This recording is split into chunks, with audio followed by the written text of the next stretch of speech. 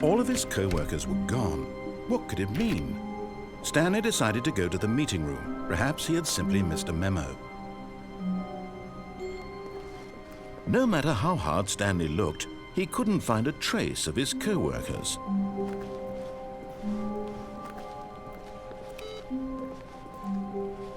Stanley went around touching every little... Oh, please. Are you really just doing this for the achievement? Click a door 5 times. Is that all that you think an achievement is worth? No. I can't just give these merits away for such little effort. A measly 5 clicks. Now suppose you were to click the door 20 times. I would say that's the kind of effort that warrants recognition.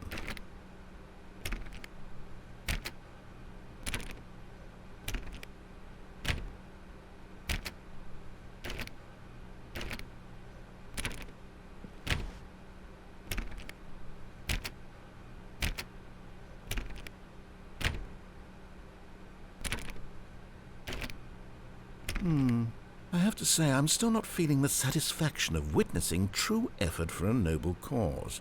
Perhaps 50 clicks will do it. Yes, almost certainly 50 clicks.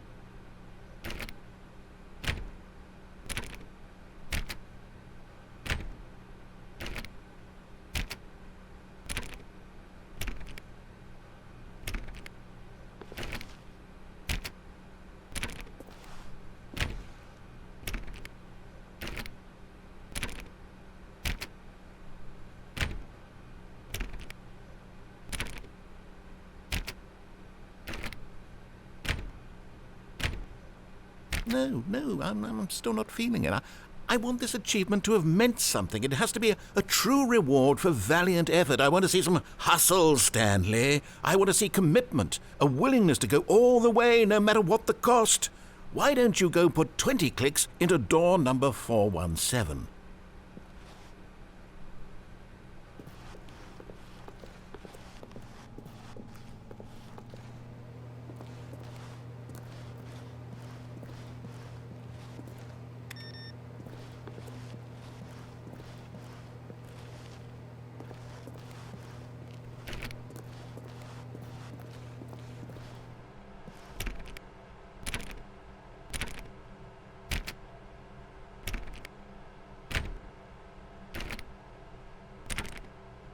Oh, great. Now, go click a few times on door 437.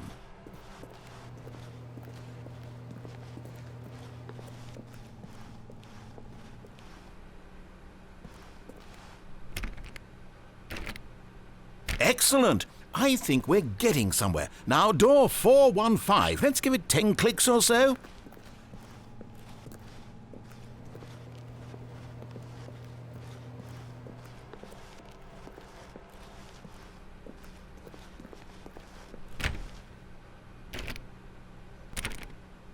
Now, back to door number 437.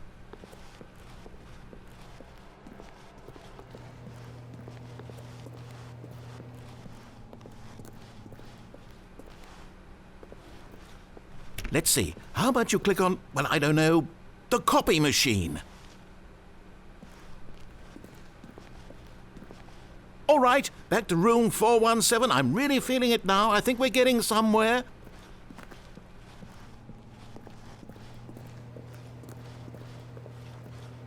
Okay, now go climb on employee 419's desk.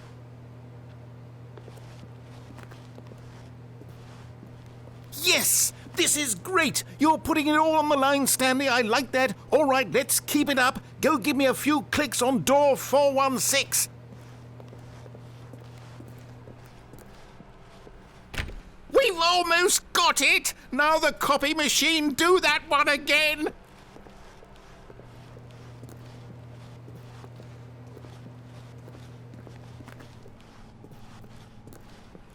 Finish it off, Stanley! 5 clicks on door 430! Yes! We did it! Oh, wow. That felt amazing. Oh, you really earned it, Stanley. Nothing could hold you back. Yes, I'm very proud of how far we've come today. Just think, only a few minutes ago you believed an achievement was worth 5 little clicks. Really now, what were you thinking?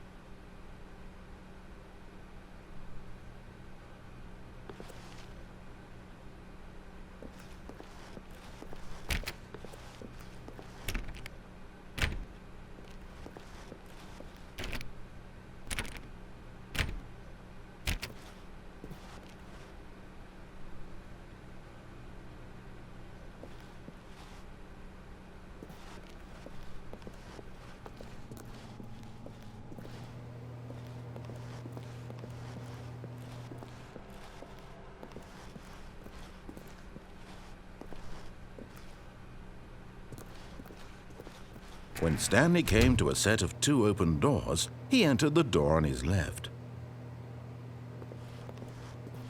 This was not the correct way to the meeting room, and Stanley knew it perfectly well. Perhaps he wanted to stop by the employee lounge first, just to admire it.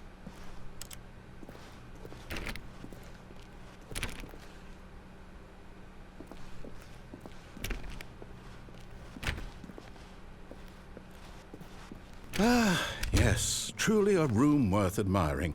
It had really been worth the detour after all, just to spend a few moments here in this immaculate, beautifully constructed room. Stanley simply stood here, drinking it all in.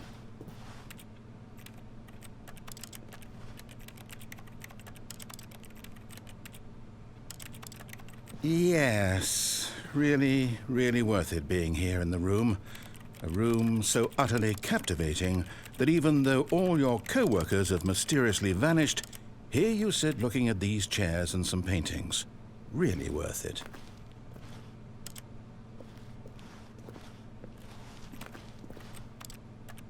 At this point, Stanley's obsession with this room bordered on creepy and reflected poorly on his overall personality.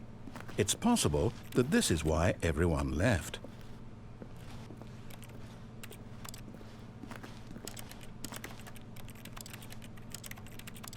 Stanley sat around waiting for more dialogue, but when a long time had passed and there was no more, he decided that the game was trying to send him a message.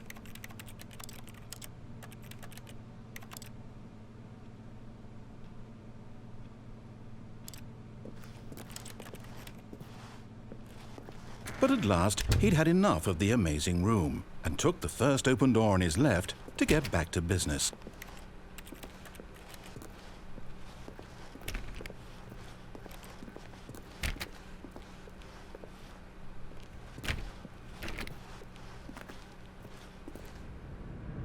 Stanley was so bad at following directions, it's incredible he wasn't fired years ago.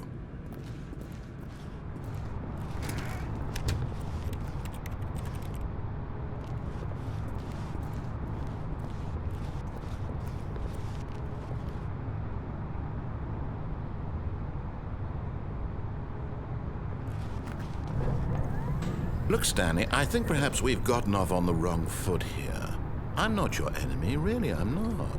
I realize that investing your trust in someone else can be difficult, but the fact is that the story has been about nothing but you all this time. There's someone you've been neglecting, Stanley.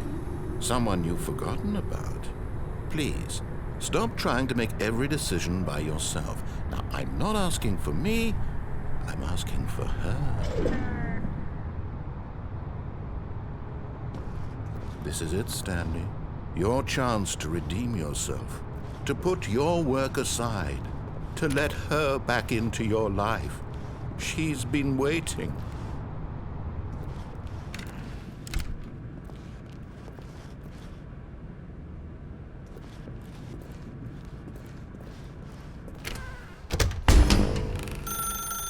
That's her, Stanley. You need to be the one to do this, to reach out to her.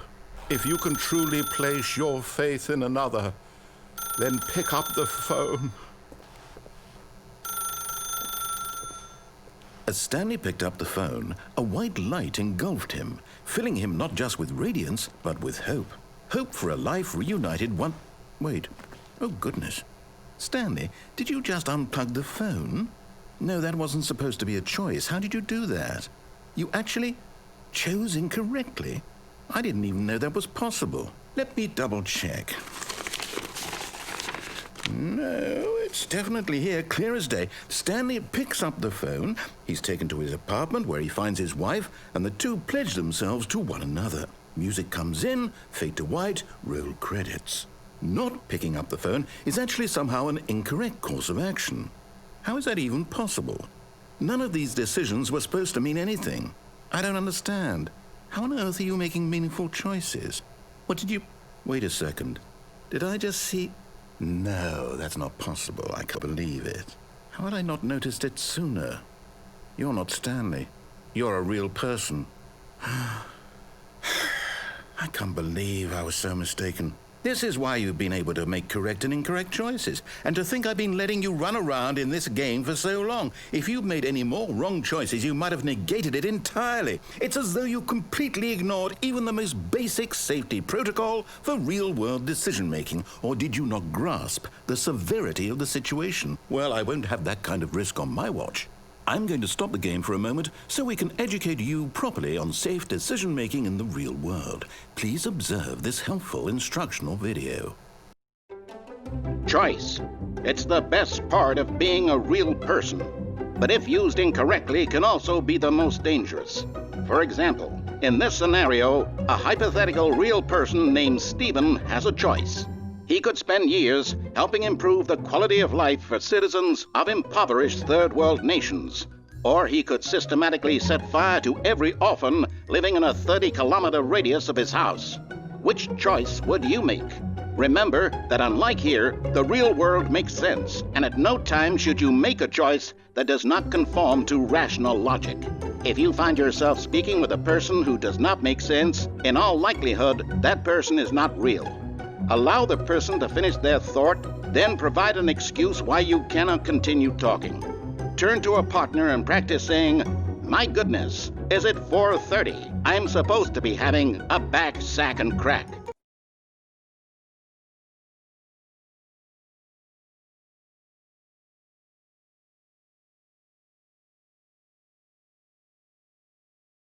Excellent. Making choices on a regular basis is the best part to a healthy decision-making process. Most medical professionals recommend making at least 8 choices per day. Do you make more than 8? Less?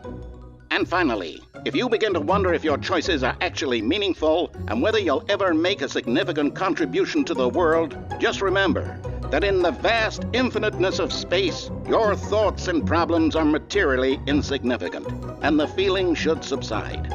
At this time, your instructor will guide you in an exercise to test and reinforce the material covered in this video.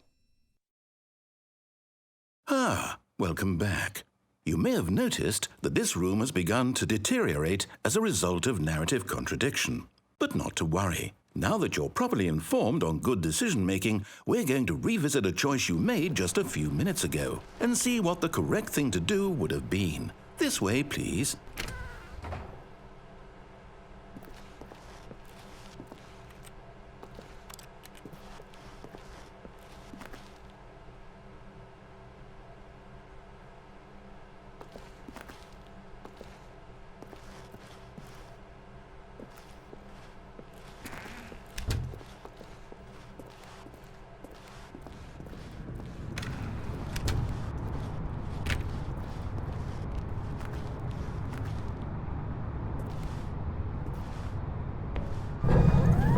we know your choices are meaningful, we can't have you jumping off the platform and dying. Imagine the main character dying senselessly halfway through the story. That story would make no sense at all. We just need to get you home as soon as possible before the narrative contradiction gets any worse. Unfortunately, it seems this place is not well equipped to deal with reality.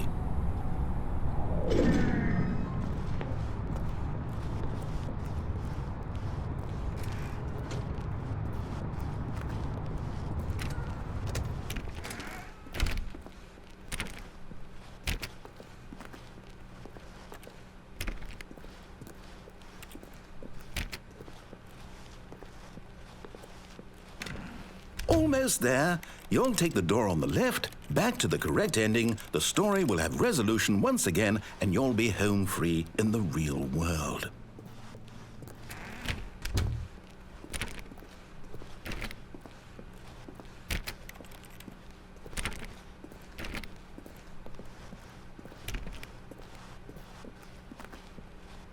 Now remember, all you need to do is behave exactly as Stanley would. That means choosing responsibly and always putting the story first. I'm quite sure you'll be up to the task. Just follow my lead and you'll be fine. All right. When Stanley came to a set of 2 open doors, he entered the door on his left.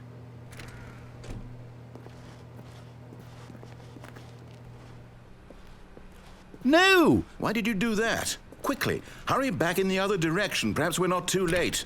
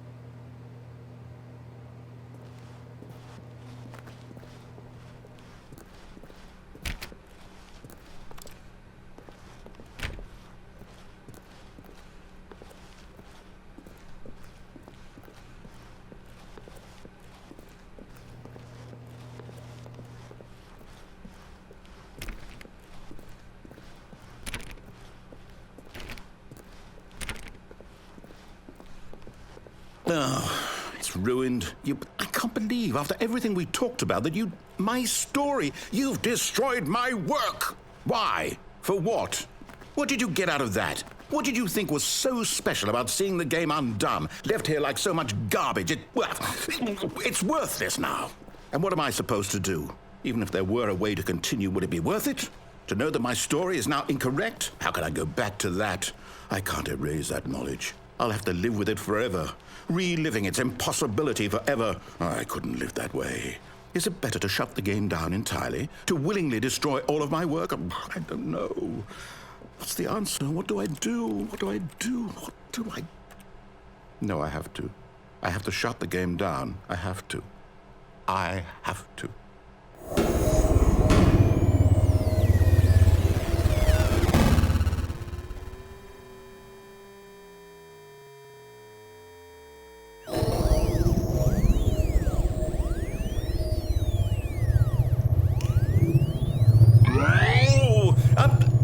I'm here.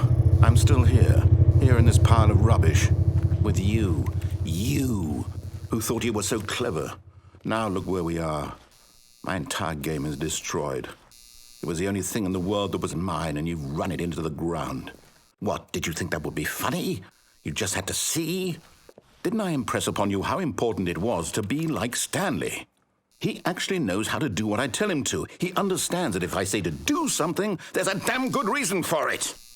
That thought hadn't even occurred to you, had it? That there's a world outside of you? You're a child. Oh, my story.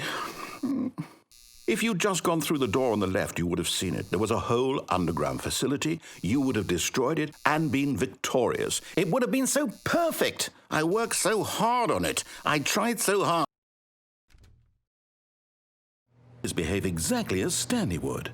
That means choosing responsibly and always putting the story first. I'm quite sure you'll be up to the task. Just follow my lead and you'll be fine. All right. When Stanley came to a set of 2 open doors, he entered the door on his left. No! Why did you do that? Quickly, hurry. Behave exactly as Stanley would. That means choosing responsibly and always putting the story first. I'm quite sure you'll be up to the task. Just follow my lead and you'll be fine. All right. When Stanley came to a set of 2 open doors, he entered the door on his left. No! Why did you do that? Quickly, hurry. Behave exactly as Stanley would. That means choosing responsibly and always putting the story first. I'm quite sure you'll be up to the task. Just follow my lead and you'll be fine. All right. When Stanley came to a set of 2 open doors, he entered the door on his left.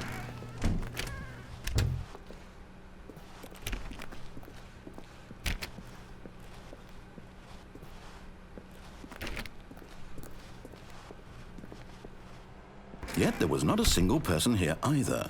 Feeling a wave of disbelief, Stanley decided to go up to his boss's office, hoping he might find an answer there.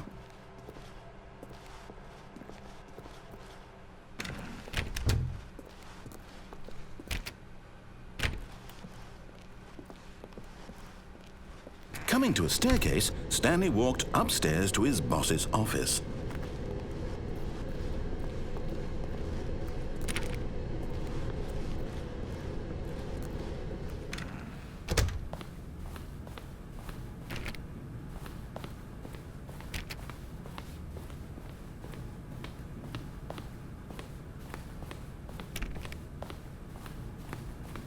Stepping inside his manager's office, Stanley was once again stunned to discover not an indication of any human life. Shocked, unraveled, Stanley wondered in disbelief who orchestrated this, until he saw the door with a voice receiver next to it. Surely behind this door lay all the answers to his questions. And beyond all probability, he knew the passcode. He had seen it on his boss's computer just last week. Night Shark 115. Was this the code to open the door? Would it still work? There was only one way to find out. Stanley had been trained never to speak up, but now he would draw from within himself the courage to face the unknown. He drew a sharp breath and then spoke the code.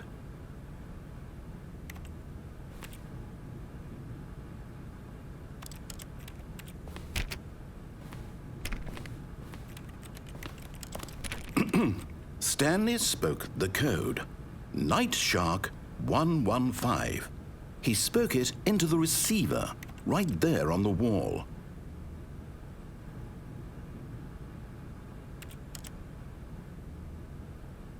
I'm sorry, is there a problem? You didn't mishear me, did you? Please speak the code into the receiver. Otherwise, we can't get on with the story. This is a crucial step.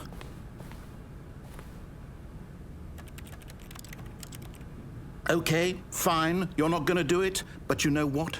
It's pretty humiliating to bring you this far, only for you to suddenly decide you have better things to do. I asked you for this one single thing, for your respect. The kind of respect Stanley shows for his choices. He knows what it means to take a story seriously. If you didn't want to see what I had to show you, then why did you come here? You had a choice, you know. You could have gone through the door on the right. You could have done whatever the hell you wanted over there. Why did you come this way? Speak. Say something to me. Explain yourself, you coward. When Stanley came to a set of 2 open doors, he entered the door on his left. Stanley? Hello? Is everything okay? Stanley, please. I need you to make a choice. I need you to walk through the door. Are you listening to me? Can you hear me? Is everything all right? Stanley, this is important. The story needs you. It needs you to make a decision. It cannot exist without you. Do you understand me? Whatever choice you make is just fine. They're both correct. You cannot be wrong here. We can work together. I'll accept whatever you do. I simply need you to take that step forward, please. Choose? Do something? Anything? This is more important than you can ever know. I need this. The story needs it. So, you hear me? Are you there? Are you listening to this? Stanley, are you there? Okay. It's okay, I can wait. You need time to decide. Time to make sure your choice is correct. That is the best choice. That's all right.